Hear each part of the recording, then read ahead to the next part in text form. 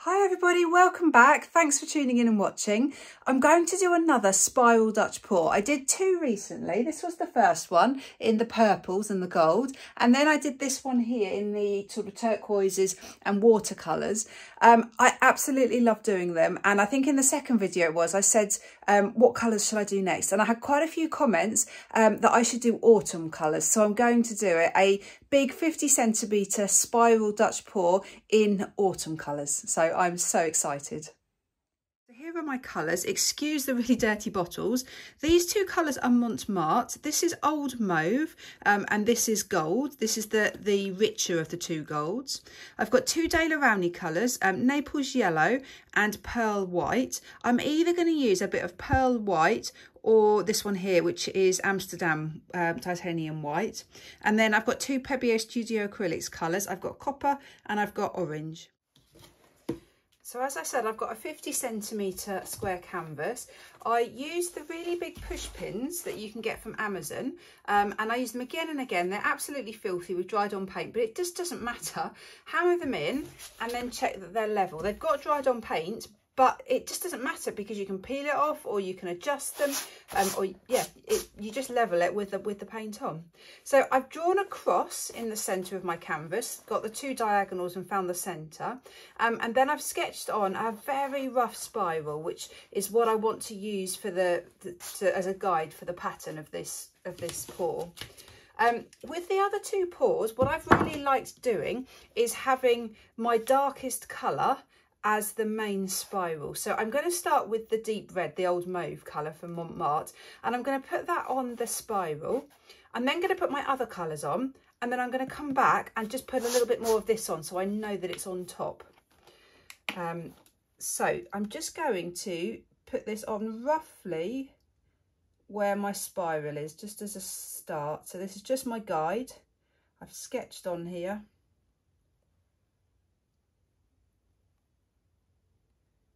Now it's a very rough guide, and if I don't stick to it, it doesn't matter. If my lines are wiggly, like they are, it just doesn't matter because I'm going to be blowing this out. There's so much variation in fluid art, it just doesn't matter. So I've got three iridescent colours, so I would like to split those up as much as possible, which is tricky because there's only 5 colours overall plus white. I think I might put the bronze next to it because they kind of blend in a little bit. So I'm going to put it on the outside. And you'll notice I'm just going to be leaving lots of gaps at the moment. I don't need to cover my entire canvas because I'm going to be blowing this out. So all the colours will get blown across each other. So that's fine just to start with. Now let's put some yellow in.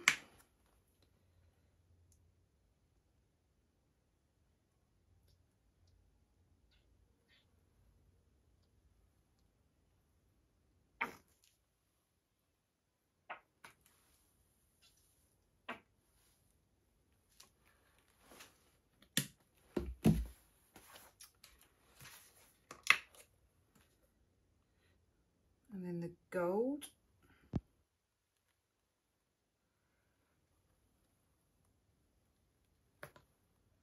Oh.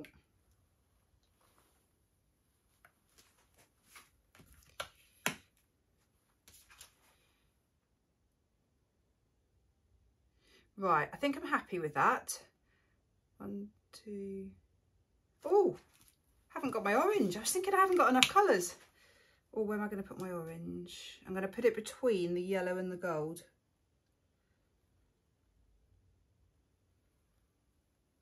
So I do have two iridescents next to each other, but that can't be helped.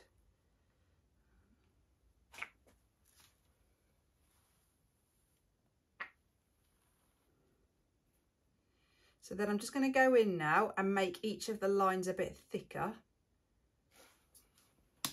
Got quite a big gap there. I'm actually tempted to do a little bit more of the yellow just in there.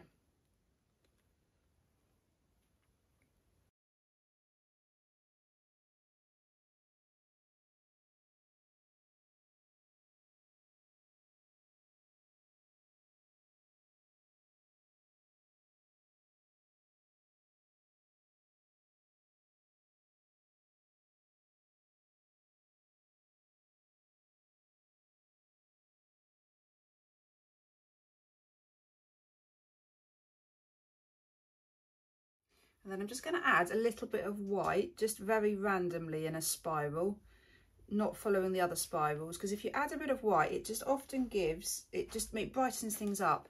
But I've added the white, not the pearl white. Just my gut instinct is saying that that should be better. Right, that is plenty of paint. That's probably too much paint. But I'd rather have too much than too little. There's still lots of gaps on the canvas.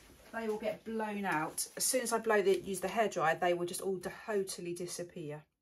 So I'm just going to blow from the centre to the edge and go round in a circle. I will have to keep stopping so I can keep repositioning my canvas, I think.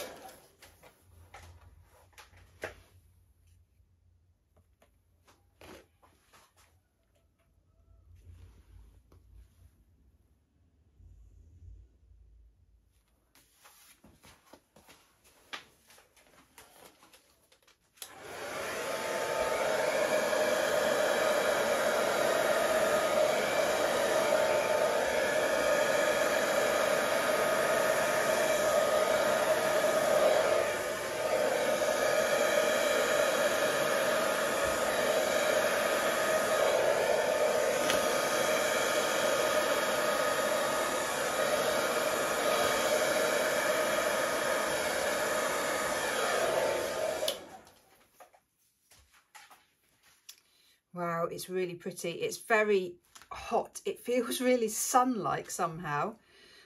There's not as many cells as with the other two, so I think I'm a little bit disappointed about that, but you can really see the spiral well. I'm going to do some torching just over that dark red spiral to see if I can bring some of that colour a bit more to the surface. And also I'm just going to torch in the middle because there's a big patch of yellow. See if anything else can come through there. Yeah, there you go. That just breaks it up a little bit. So the colours underneath just come through a bit more.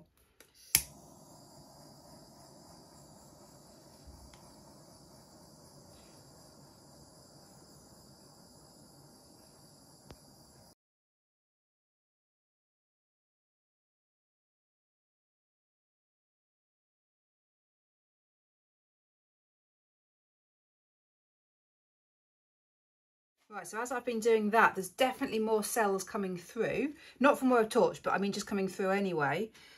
There's some gold coming through here and here. It seems to be the gold. I'm not really sure I can see any orange of the iridescent orange cells or the copper. That's interesting. It just seems to be the gold that's coming through.